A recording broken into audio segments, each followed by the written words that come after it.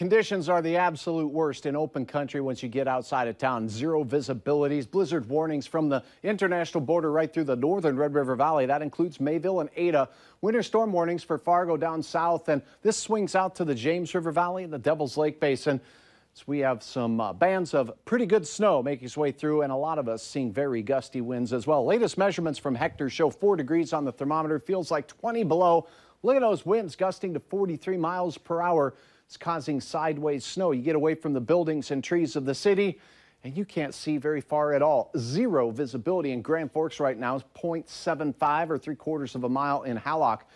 Half a mile for your visibility in Jamestown, and certainly reduced visibilities across much of northwest Minnesota as well. So tricky travel for sure. Winds gusting to the 30-mile-per-hour range off to the west. We have 40-mile-per-hour wind gusts through the Red River Valley and a lot of 30-mile-plus-per-hour gusts across western Minnesota. Here's the big picture.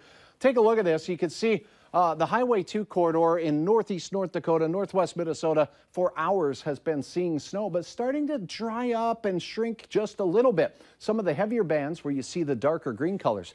Take a look at southeast North Dakota. A lull once again there as snow ramps through parts of southern Cass County, northern Richland, and into the Clay County area right now. Ellendale, band of snow moving through you, as well as southern and eastern Stutsman County. It's been snowing for several hours in northern Cass. So from there, right through Steel Trail counties and into northwest Minnesota is knifing some fairly potent snow potential yet this evening. Edgeley, Ellendale, here's a band. Now this is drifting eastward along the South Dakota border and will continue that trajectory. So even though things are quiet south near Breckenridge and Wyndmere, you may yet see some additional snowfall, but a pretty heavy band here from near Walcott right into just north of Barnesville. Near the Downer exit, there's some pretty large flakes. That also drifting toward the Highway 10 corridor as we speak. You'll pick up a swift dose of slippery snow with blinding results thanks to the wind. Now, from the Hillsborough area, also all the way up through Polk County and the Pennington and Red Lake County areas seeing pretty lofty snow rates, upwards of 1 inch per hour at times. So this band here has a good chance at seeing some locations with that 6 to 8 inch total as we go through the night. More heavy snow developing in eastern South Dakota, but folks, this will shift on out toward Duluth as we go through the overnight hours. So this little lull really paid off for the FM area and points just south of us and will limit the snowfall potential for us.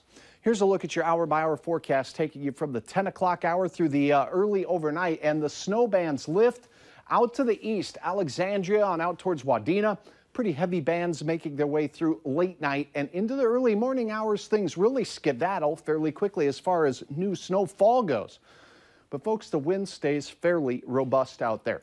Travel will continue to be difficult even though we get some road clearing going on because these gusty winds last throughout the midday hours. Finally, in the late afternoon, the winds start to decrease from west to east, but look at the temperatures.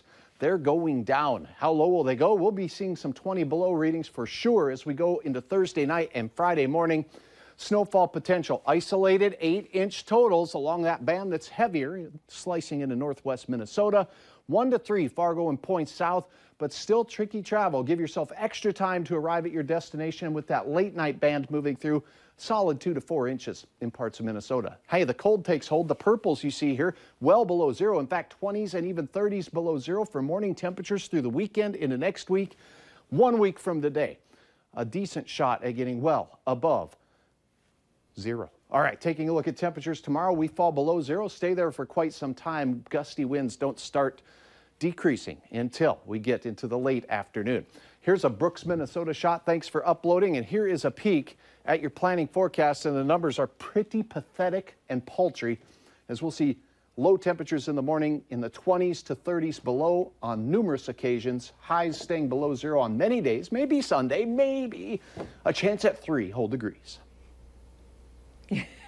We're speechless. Yeah. Such a great forecast. Be careful tonight. Don't travel if you don't have to. And then check with the Valley today for the latest on closings, cancellations, and conditions. Thanks, Hutch. You bet.